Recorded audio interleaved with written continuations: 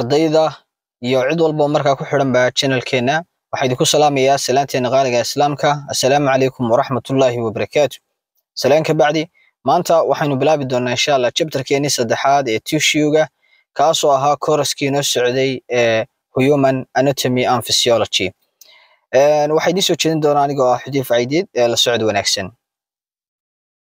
Learning objectives-ka hadafta aynu ku baran doono waxaa ka mid ah at the end of this chapter-kani markuu dhamaado the students ardaydu should be able to in awood u lahaataa introduction tissue horodhaca tissue-ga muxuu yahay, describe types of tissue sidoo kale noocyada tissue-ga loo kala qaybiyo waynu ardaygu garan karaya iyo sharaxaadooda, explain sidoo kale waynu ardaygu sharaxi karaya location goobta iyo markaa function shaqada of tissue in the body ay markaa qabtaan camal nudayaasha jirkeena ku jira goobaha laga helo iyo shaqooyinkay qabtaan waynu markaa ardaygu markaa garan karaya markuu chapter-kan dhamaysto. Introduction tissue horodhaca tissue-ga the human body jirka bini'aadamku is a complex structure composed of different levels of organization. Jirkeena bini'aadamku wuxuu ka samaysan yahay qaabab markaa isku dhafan kaasoo markaa leh heerar kala duwan markaa soo mara starting isagoo ka bilaabanaya with cells unugyo as the basic unit of life unugyadaasoo markaa ah aasaaska markaa nolosha ah.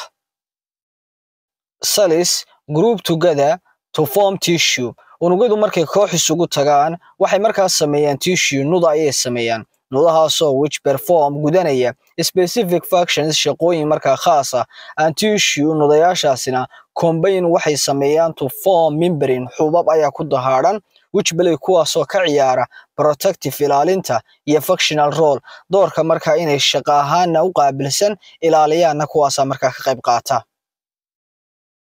What is a tissue? Tissue waa maxay?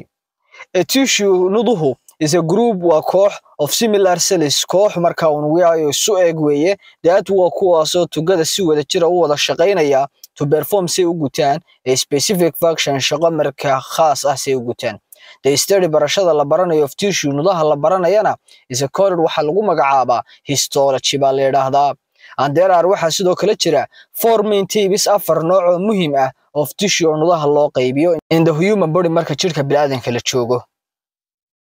afartan nooc waxay yihiin ka koobaad waxa weeye waa epithelial tissue waa nudaha sare weeye epithelialku waa layer-kan sare tissue-ga laga helaa waxaa loo yaqaanaa epithelial tissue la yidhaahdaa. Cover isagu wuxuu daboolaa body surface oogada sare ee markaa jirkeena lines markaa waxa uu ku dahaadhan yahay cavities muqoro iyo organs xubno aan form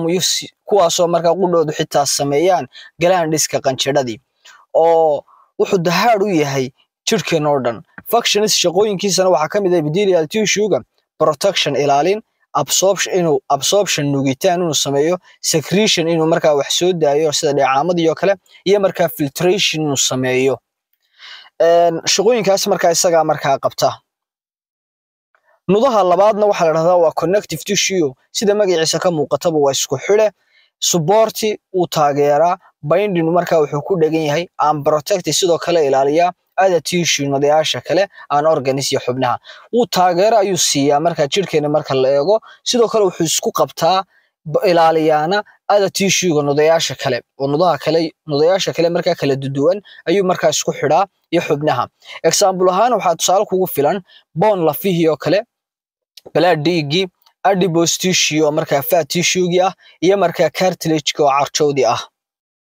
ka saddexaad waxaa la yidhahdaa waa muscle tissue waa nudaha muruqa responsible for wuxuu mas'uul ka yahay movement-iga dhaqdhaqaaqa and contraction iyo soo ururka isagu intaasuu markaa mas'uul ka yahay. noocyada loo kala qaybeyna waxa weeye mid la yidhahdo skeletal oo voluntary ah camal voluntary adiga maamuli karaya ayaa markaa looga jeedaa oo gacantaada adaa soo maamulan karaya maaha markaa waxaan adigu maamuli karayn maaha inaad dhaqaaqdo adiga maamuli karaya markaa skeletal markaa muscle tissue isaga markaa waa voluntary way. xagga cardiac muscle tissue-na isaguna yahay involuntary oo markaa heart-igi oo wadnaha markaa muruqa wadnaha adigu markaa ma controlshid oo markaa uma haysid controlka uma haysid. iyo waxaa jira mid saddexaad oo loo qaybiyo la yidhaahdo smooth muscle tissue